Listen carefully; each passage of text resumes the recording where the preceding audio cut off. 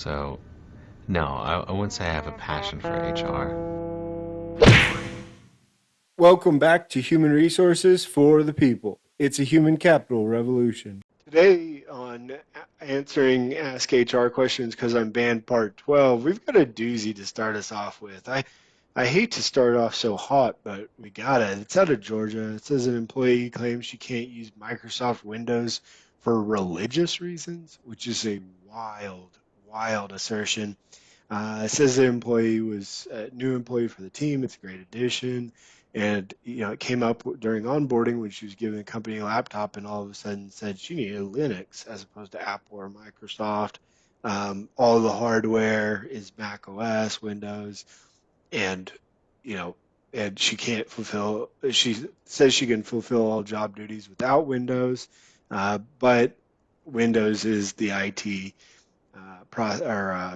software of choice, and and so the person is asking, what can I take as a manager to protect her rights, or take against her with management?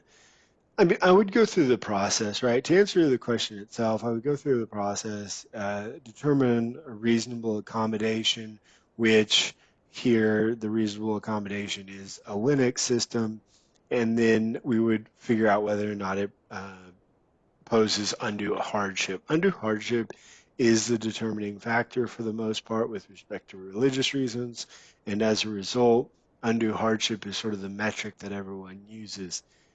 This could be extremely expensive. It could be extremely absurdly uh, overbearing. This could be very difficult for someone who is for a company, especially a small company, and really a large one. I mean, a large one actually may become more have more problems than a small one with respect to this.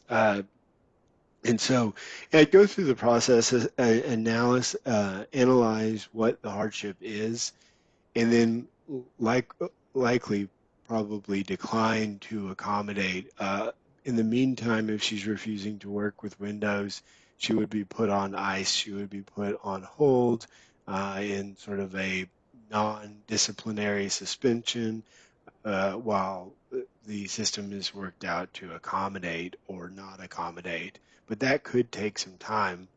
uh, Companies do need to be, expeditious. They need to spend their time solving the problem, but ultimately they do have that leeway to make decisions and then go forward from there. One up is out of California. It's a typical California question. It asks, can my schedule be adjusted due to business needs if it impacts my pay? The person expects to be asked to switch to a Wednesday, Saturday shift, and they're working nights and weekends. When they work nights and the full weekend, they get a $2 differential. If they move to a Wednesday, Saturday, they will remove $1 from hourly pay. Can I fight a forced shift transfer this way? To answer your question, quite frankly, no, you can't. I often think when I receive questions like this, because I do receive these questions as an HR person, and the way I think of them often is to encourage the employee to consider what would happen if the business could not. Um, if they could not shift resources, could they, for example, close down? Could it not operate? And often they'll see that, in reality, these sort of changes, while perceived to be unfair, are required for the business to operate successfully and ultimately for this person to receive a paycheck.